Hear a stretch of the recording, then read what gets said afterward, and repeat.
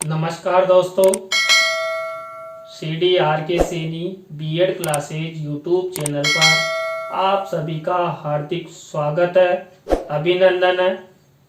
देखिए, हम अध्ययन कर रहे हैं नॉलेज एंड करिकुलम, ज्ञान एवं पाठ्यक्रम। इस पेपर के अंतर्गत आज की क्लास में हम पाठ्यक्रम निर्माण में नवाचारों का प्रयोग, जो पाठ्यक्रम निर्माण होता है, इस पाठ्यक्रम निर्माण में नवाचारों का प्रयोग किस तरह किया जाता है, ऐसे कौन कौन से नवाचार हैं जिनका हमें पाठ्यक्रम में समायोजन करना चाहिए, जिससे छात्रों का सर्वांगीण विकास हो सके। देखिए, ये टॉपिक आपकी परीक्षा की दृष्टि से अति महत्वपूर्ण टॉपिक है और ये टॉपिक कई बार आया भी हुआ है, तो आप इसे अच्छे से तैयार कर ले।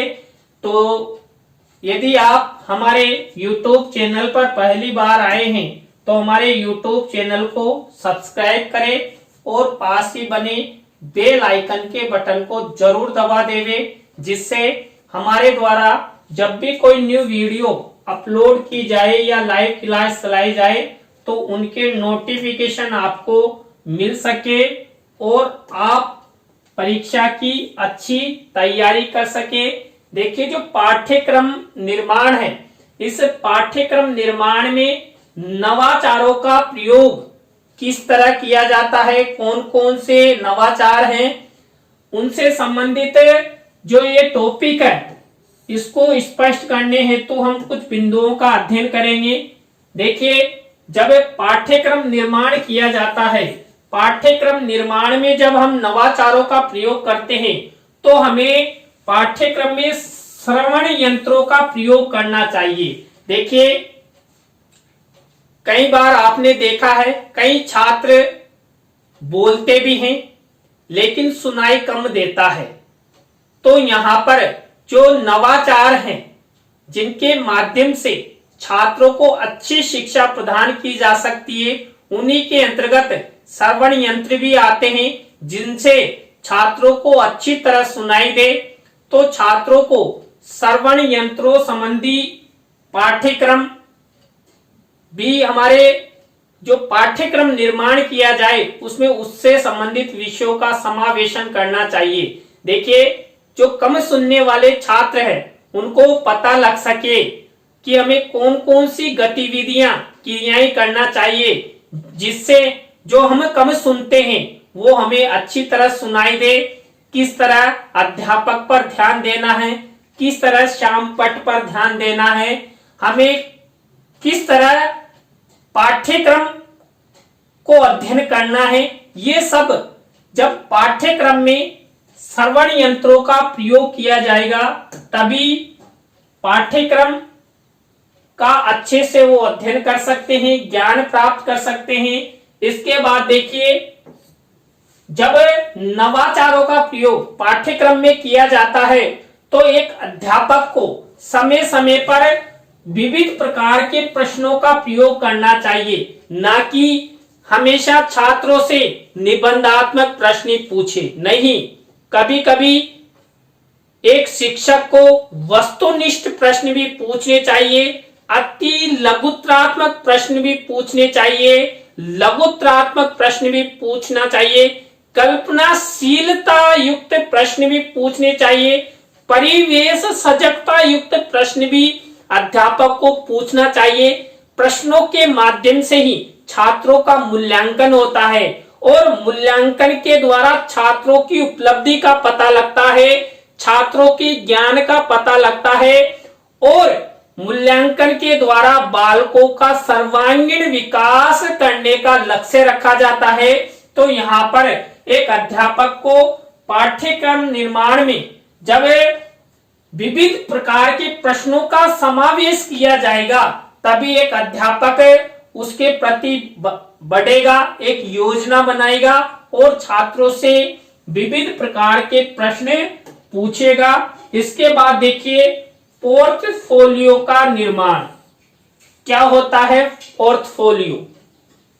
इसका हम अलग से ही एक वीडियो बनाएंगे कि पोर्टफोलियो क्या होता है।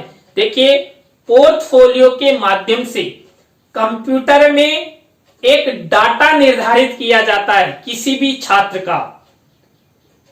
छात्र के जन्म से लेकर उसने कहां तक शिक्षा ग्रहण की, उसकी क्या रुचियां हैं, वो उसके जीवन का क्या उद्देश्य है, क्या लक्ष्य है, वो क्या बनना चाहता है, इनसे संबंधित पूरी डिटेल एक कंप्यूटर में एक जगह फोल्डर रूप में संग्रहित की जाती है, जिससे जब एक शिक्षक छात्रों को शिक्षण कार्य करवाता है उससे पहले उस छात्र का पोर्टफोलियो का अध्ययन करे, जिससे एक शिक्षक को पता लग जाए कि जो वर्तमान छात्र है, जो अध्ययन के लिए आया है, उसकी क्या स्थिति है, पढ़ने में प्रतिभाशाली है, कमजोर है, उसकी क्या रुचियां हैं, वो किस क्षेत्र में जाना चाहता है। तो पाठ्यक्रम निर्माण में हमें प्रत्येक छात्र का पोर्टफोलियो निर्माण से संबंधित नवाचार का प्रयोग करना चाहिए।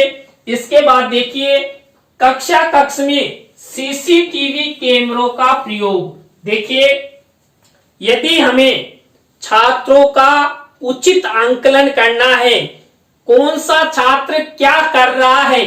कई बार क्या होता है, कक्षा कक्ष में अध्यापक नहीं होता है, लेकिन फिर भी छात्रों पर नजर रखने हेतु, छात्रों का आंकलन और मूल्यांकन करने हेतु, व्यवहारिक अध्ययन हेतु कक्षा कक्ष में सीसीटीवी कैमरे लगाए जाते हैं। सीसीटीवी कैमरों के माध्यम से एक जगह जहां से सीसीटीवी कैमरों का संचालन होता है, वहां से छात्रों पर ध्यान रखा जा सकता है, छात्रों का उचित आंकलन और मूल्यांकन किया जा सकता है।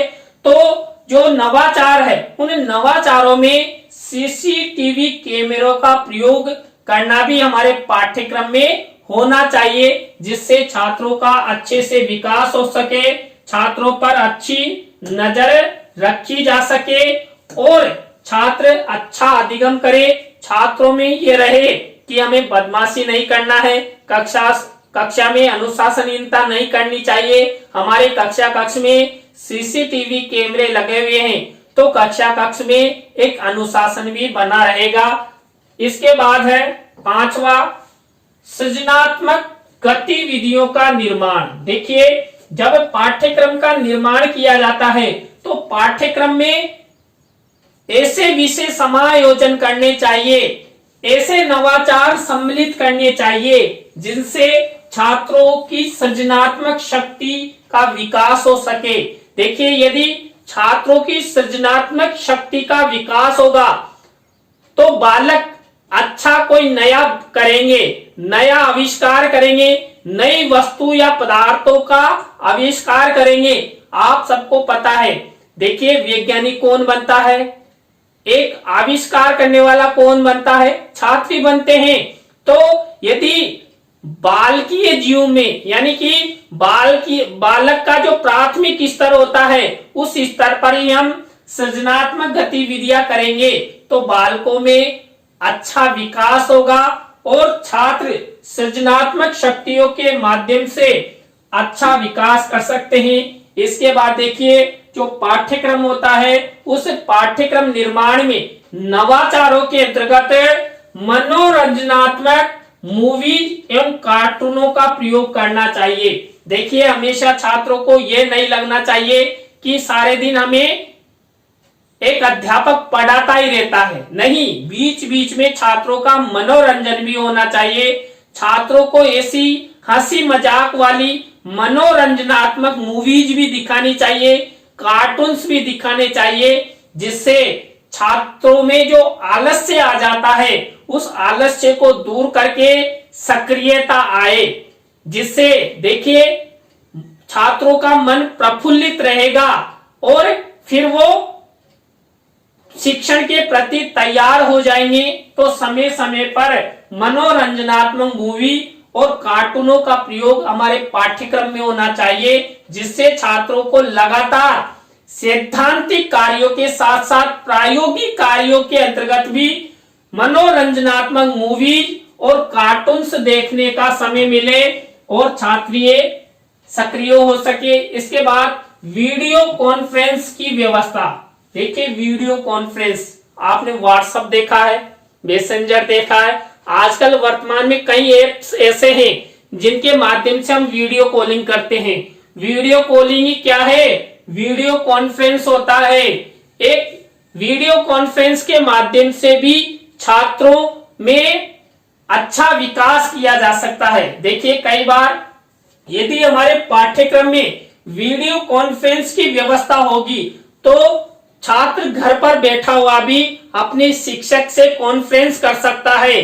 शिक्षण से संबंधित या पाठ्यांश से संबंधित या शिक्षा से संबंधित जो भी समस्याएं हैं, उन समस्याओं को वो शिक्षक से कॉन्फ्रेंस करके अच्छे से सीख सकता है। तो हमारे पाठ्यक्रम में वीडियो कॉन्फ्रेंस की व्यवस्था का पाठ्यक्रम भी लागू करना चाहिए, जिससे छात्र समय और आवश्यकता अनुसार शिक्षक से चर्चा कर सके, अपनी समस्याओं को साझा कर सके और उन समस्याओं का निदानात्मक उपाय भी वो शिक्षक से या विद्यालय महाविद्यालय प्रशासन से प्राप्त कर सके। इसके बाद केस स्टडी का प्रयोग। देखिए अभी हमने पोर्टफोलियो के बारे में अध्ययन किया था, उसी तरह यहाँ पर केस स्टडी का प्रयोग भी हमारे पाठ्यक्रम निर्माण में होना चाहिए। देखिए केस स्टडी में बालक के जन्म के साथ साथ एक प्रोफाइल बनाई जाती है और उस प्रोफाइल में बालक के जन्म में उसके माता पिता, बालक कौन कौन सी बीमारियों से ग्रसित हुआ, बालक की क्या रुचि है, क्या रुचि नहीं है, वो क्या करना चाहता है, इनसे संबंधित एक केस स्टडी की जाती है। बालक के बारे में जाना और पहचाना जाता है और एक शिक्षक के सामने, आपने देखा होगा कई बार कई स्कूलों में छात्रों का साक्षात्कार लेते हैं। साक्षात्कार लेने का मतलब यहाँ पर छात्रों की केस स्टडी की जाती है और छात्रों के बारे में पता लगाया जा सकता है। देखिए केस स्टडी हम प्रायोगिक रूप में भी जान सकते हैं, लिखित रूप में भी जान सकते हैं। छात्रों से पूछकर यहाँ पर केस स्टडी की जाती है, एक प्रोफाइल में लिखा जाता है। तो हमारे पाठ्यक्रम में केस स्टडी का नवाचार भी होना चाहिए, जिससे छात्रों के बारे में शिक्षक को, विद्यालय प्रशासन को, सबको पता होना चाहिए कि छात्र को किस तरह अधिगम करवाया जाए, छात्र में क्या रुचि है, किस क्षेत्र में जाना चाहता है। इन सब के बारे में केस स्टडी युक्त पाठ्यक्रम हमारे पाठ्यक्रम निर्माण में होना चाहिए, जिससे छात्रों का सर्वांगीण विकास हो सके। छात्रों के संबंध में जो भी समस्याएं हैं उनका प्रयोग कर सके। इसके बाद वीडियो फिल्मों का प्रयोग। देखिए अभी इसका वीडियो फिल्मों का प्रयोग का अच्छा उदाहरण मैं मेरे चैनल पर वीडियो बनाकर आपके लिए अपलोड करता हूं।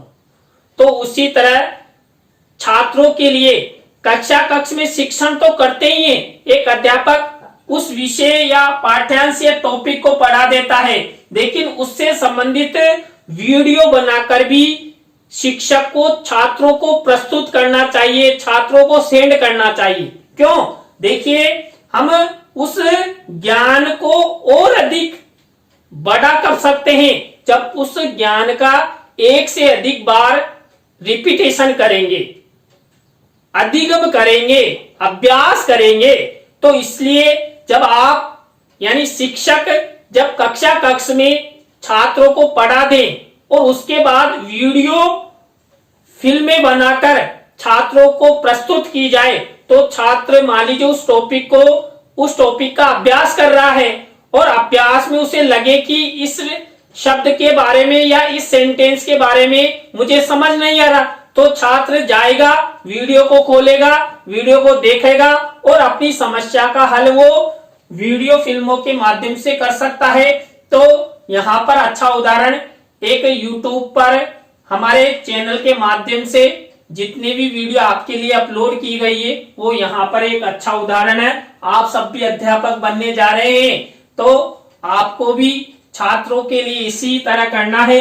कक्षा कक्ष में शिक्षण के साथ साथ उस टॉपिक से रिलेटेड वीडियो बनाकर आपको अपलोड करना है, छात्रों को भेजना है। इसके बाद स्व आंकलन की व्यवस्था। देखिए, जब पाठ्यक्रम निर्माण किया जाए और पाठ्यक्रम में नवाचारों का प्रयोग हो तो नवाचारों के अंतर्गत स्व आंकलन की व्यवस्था भी हो कि छात्र कैसे खुद का आंकलन करे या आपस में एक दूसरे का आंकलन कैसे करे। उन्हें ऐसी गतिविधियों, ऐसी क्रियाओं के बारे में भी पाठ्यक्रम में विषय समायोजित करने चाहिए, जिससे देखिए छात्र आगे जाकर देश के भावी आधार स्तंभ बनते हैं, देश के भावी अध्यापक बनते हैं। तो यहाँ पर एक शिक्षक की भूमिका भी छात्रों के प्रारंभिक स्तर से ही प्रारंभ हो जानी चाहिए कि किस तरह वो मूल्यांकन करें, आंकलन करें। तो स्व आंकलन की व्यवस्था हमारे पाठ्यक्रम में नवाचारों के रूप में होनी चाहिए। इसके बाद वाद विवाद प्रतियोगिता। देखिए, वाद विवाद प्रतियोगिताओं से संबंधित पाठ्यक्रम भी हमारे पाठ्यक्रम में होना चाहिए। ये वाद विवाद नामक नवाचार भी हमारे छात्रों के पाठ्यक्रम में जरूर होना चाहिए। किसी भी विषय पर डिस्कस करना बालक सीख सके। देखिए, हम किसी भी एक टॉपिक पर डिस्कस कर सकते हैं और गागर में सागर बढ़ सकते हैं। तो यहाँ पर वाद विवाद प्रतियोगिताओं के माध्यम से भी छात्रों का ज्ञानात्मक पक्ष मजबूत किया जा सकता है। और देखिए, वाद विवाद के द्वारा तो छात्रों का वाचन कौशल का भी विकास किया जा सकता है। बालक में जो हेजिटेशन रहता है, उस हेजिटेशन को भी दूर करने का प्रयास किया जा सकता है।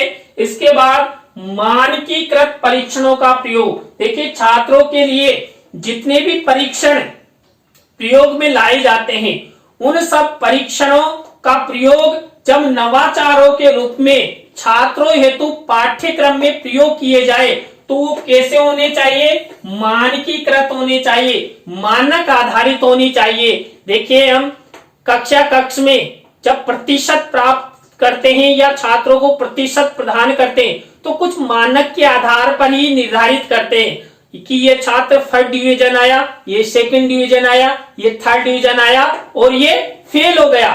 तो ये एक मानक के आधार पर, परीक्षणों के आधार पर हम तय करते हैं। तो यहाँ पर मानकीकृत परीक्षण भी हमारे पाठ्यक्रम में होने चाहिए, जिससे छात्र अच्छा अधिगम करे, छात्रों के परिणामों का अच्छे से मालूम हो सके। और यदि छात्रों का अच्छा परिणाम आएगा तो छात्रों का ज्ञान भी बढ़ेगा। इसके बाद देखिए, नेक्स्ट है नवीन शिक्षण विधियों एवं उपागमों का प्रयोग। देखिए, हमारे पाठ्यक्रम में समय समय पर नवाचारों का जब प्रयोग किया जाए, इन नवाचारों के प्रयोग के समय नवीन शिक्षण विधियों का भी प्रयोग करना चाहिए कि कोई नई कौन कौन सी तकनीकियां आई, कौन कौन सी विधियां आई जिनके माध्यम से हम छात्रों को अच्छा पढ़ा सकते हैं। अच्छे दृश्य श्रव्य उपकरणों के माध्यम से छात्रों को अच्छा पढ़ाते हुए अच्छा अधिगम करवा सकते हैं। और नए नए कई विद्वानों के ऐसे उपागम है, जैसे हिल्दा तबा का मॉडल है, कई ऐसे हैं, सेलर का है। तो कई ऐसे मॉडल है जिनके माध्यम से छात्रों का अच्छा हम अधिगम करवा सकते हैं, अच्छी उपलब्धि उनमें आ सकती है, छात्र प्रतिभाशाली बन सकते हैं। तो नवीन शिक्षण विधियों और उपागमों का प्रयोग संबंधी पाठ्यक्रम में समायोजन होना चाहिए। इसके बाद शिक्षण सूत्रों पर आधारित शिक्षण व्यवस्था। देखिए, जब छात्रों को पढ़ाया जाए तो हमेशा शिक्षण सूत्रों के आधार पर पढ़ाया जाए। आपने देखा होगा कि हम जब प्रस्तावना के प्रश्न निकालते हैं तो हमेशा सरल से कठिन की ओर जाते हैं, और सरल से कठिन की ओर जब छात्रों को पढ़ाया जाता है तो छात्रों को अच्छा अधिगम होता है, शीघ्र अधिगम होता है और स्थायी अधिगम होता है। क्योंकि छात्रों को पहले सरल विषय बताए जाते हैं, सरल विषयों के बाद कठिन विषय की ओर जाया जाता है और प्रस्तावना का प्रस्तावना के प्रश्न बनाना, प्रश्न कौशल, इस तरह हम अनेक कौशलों में शिक्षण सूत्रों का अच्छा प्रयोग कर सकते हैं। तो छात्रों के अध्ययन अध्यापन में शिक्षण सूत्रों पर आधारित शिक्षण व्यवस्था होनी चाहिए, जिससे छात्र अच्छा अधिगम कर सके। शिक्षण पूर्व शिक्षण उपकरणों का निर्माण। देखिए, शिक्षण उपकरण क्या होते हैं? शिक्षण उपकरण जिनके माध्यम से शिक्षण करवाया जाए। दृश्य श्रव्य उपकरण, जब भी एक अध्यापक छात्रों को अध्यापन करवाए उससे पहले शिक्षण उपकरणों का प्रयोग करना चाहिए। और जब कक्ष में एक शिक्षक पाठ्यांश का प्रस्तुतिकरण करे, प्रकरण छात्रों को पढ़ाए, तो उस समय उन शिक्षण उपकरणों का प्रयोग, चाहे वो तकनीकी के संबंधित हो या हाथ से बने हुए हो या मॉडल हो या प्रतिमान हो या चार्ट हो, इन सबका प्रदर्शन छात्रों के सम्मुख करना चाहिए। तो ऐसी व्यवस्था हमारे पाठ्यक्रम में होनी चाहिए जिससे छात्रों का सर्वांगीण विकास हो सके और छात्र अच्छा अधिगम कर सके। तो देखिए, आज की क्लास में हमने पाठ्यक्रम निर्माण में नवाचारों का प्रयोग कि जब भी नया पाठ्यक्रम लागू हो उस पाठ्यक्रम में नवाचारों का प्रयोग अधिक से अधिक हो। तो देखिए, आज की क्लास आपको कैसी लगी कमेंट्स में हमें जरूर बताएं, और यदि अच्छी लगी हो तो लाइक करें, कमेंट्स करें और अपने मित्रों और सहपाठियों को इस वीडियो को जरूर शेयर करें। नए टॉपिक के साथ हम आपसे फिर मिलेंगे CDRK Saini B Ed classes YouTube channel पर। तो राम राम सा, बाय।